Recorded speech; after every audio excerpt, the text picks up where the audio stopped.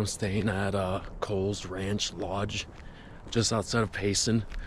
And oh my god, dude, it is so cool. There's heron everywhere. Hold on.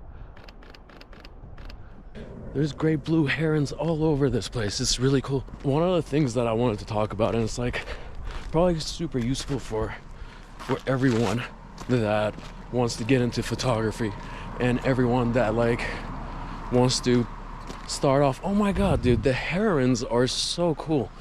That's a beautiful heron. Guys, I always wanna fucking do video, but like this is exactly what happens every time. Fuck. Where did it go? Cool birds. Alright, anyway. What I want to talk about today is iPhone photography and ChatGPT. With photography and every art, you want to have the least amount of friction. You want to just do it. That's really the most important thing. You want to just do it, and you want to do it repeatedly every day so that you can become really good at it. If you don't see progress and you don't see yourself becoming good at something, it's going to become disheartening. And a lot of people, including myself, with 99% of the things I've pursued in my life over the last, 30 years of my life, have been giving them up so quickly because I haven't seen any progress. And you don't see progress when you don't put in work, and you don't put in work when you don't like it.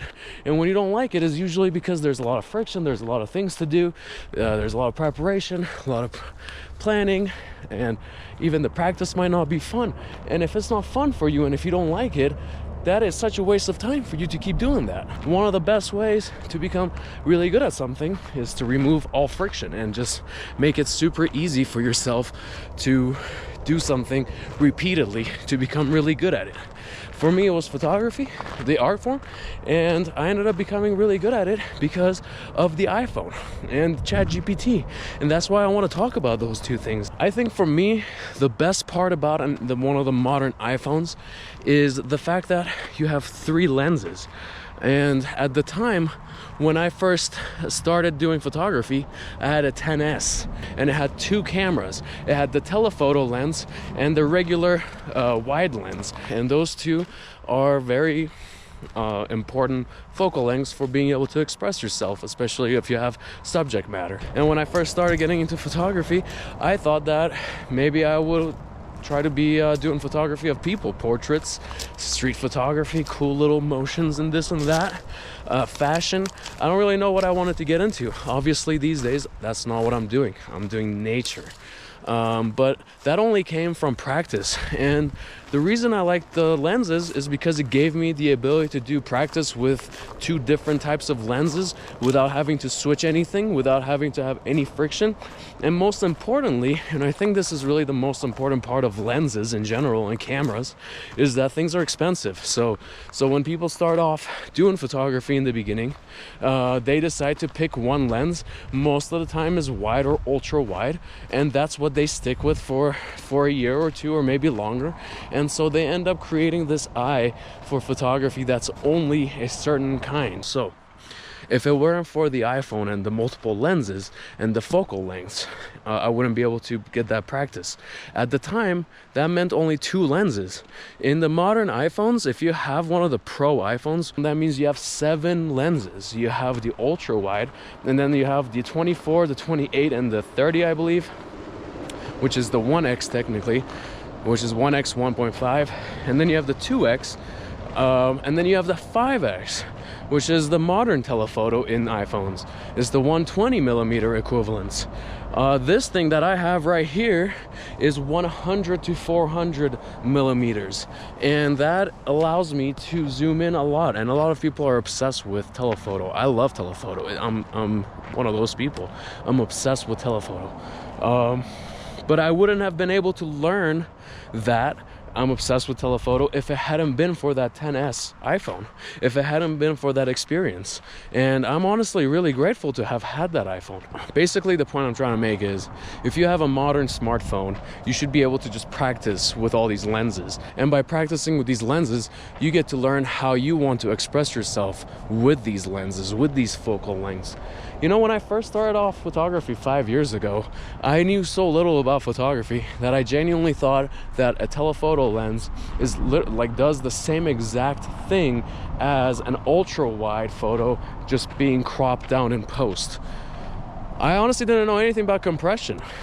Compression inside your shot is so important, and without compression, I wouldn't be the photographer I am today. Most of the things I do today with like my techniques, quote unquote techniques, and my composition, it all comes from using telephoto.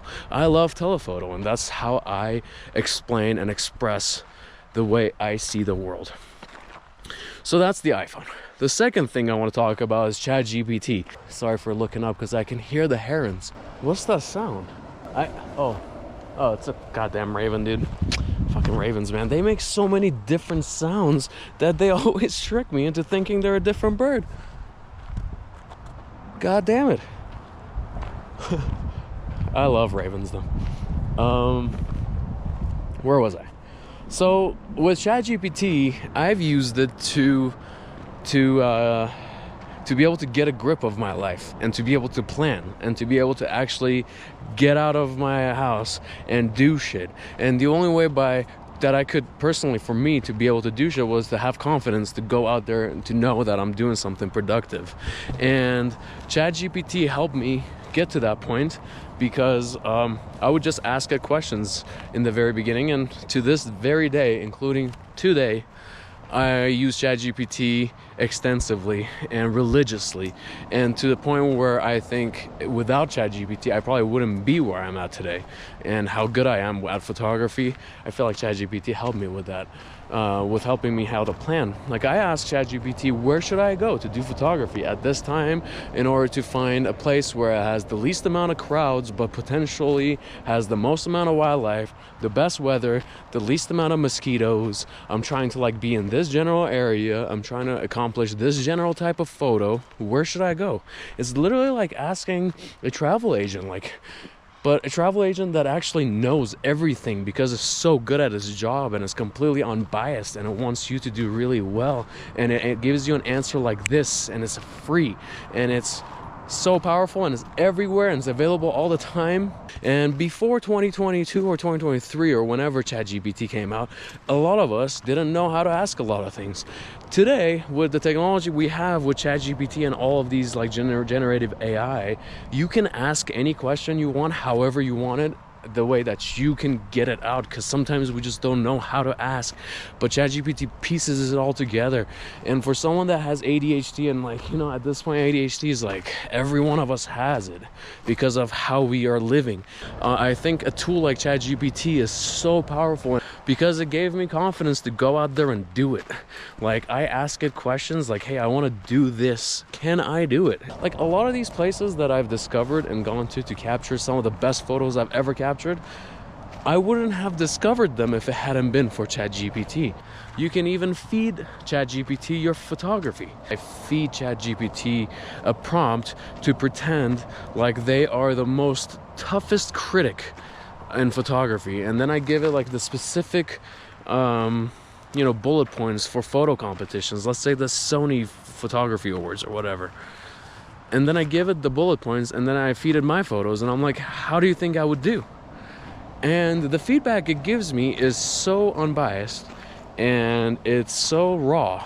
And you're like, oh, okay, I didn't even think about half of this stuff. Or it gives you the confidence that you're right on the right path. But either way, either response makes you a better photographer, because it's not beating around the bush. It's not biased. It's not trying to make you feel good. It's literally just like, especially in order to like make sure that it's completely unbiased, I do the temporary chat so that it doesn't remember anything about me. So it doesn't even know that's my photography.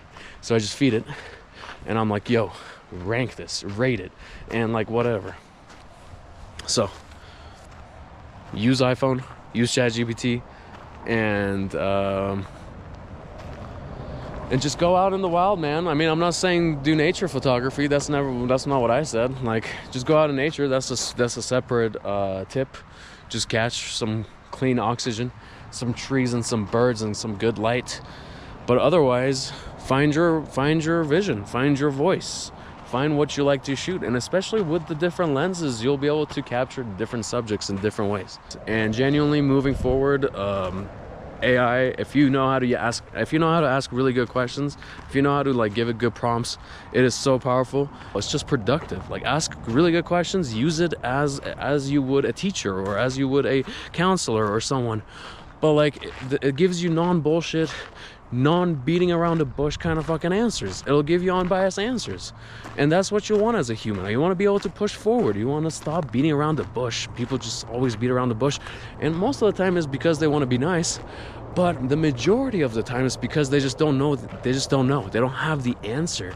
ChatGPT is like that one friend that knows everything, literally knows everything about everything. And you can sit down in the span of 15 minutes, you can talk about photography and the universe and insects and rocks and cameras and GoPro and batteries and gas stations and like food, all in like the same conversation, because it's so amazing.